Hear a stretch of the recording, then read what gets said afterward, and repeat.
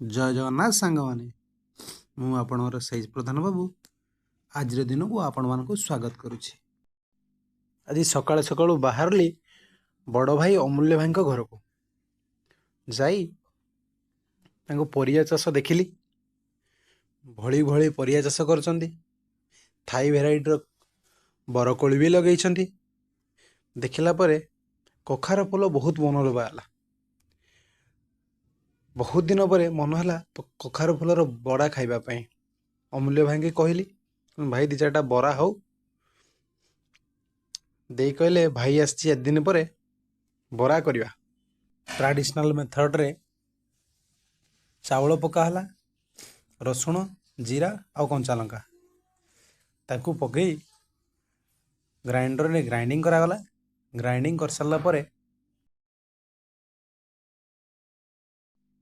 से चावल घोल रे स्वाद अनुसार लुण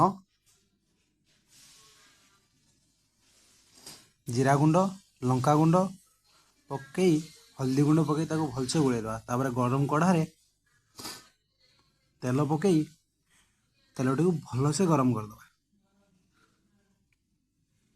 तेलटा भलसे गरम हो सारा पर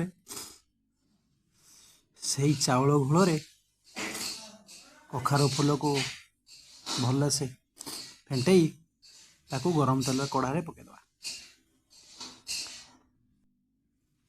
तापर से कखार फूल को किस समय सही आंचरे छाड़ीदवा। कखार फूलटी भल से हो सारा पर ताकू एपट सेपट कर उलटाई देवा।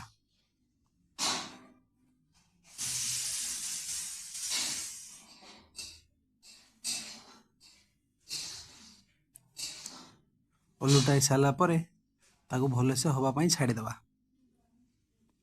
तापर ता तेल निगाड़ी को बाहर को रख तापर मन भरी खाइबा। जय जगन्नाथ सांग माने।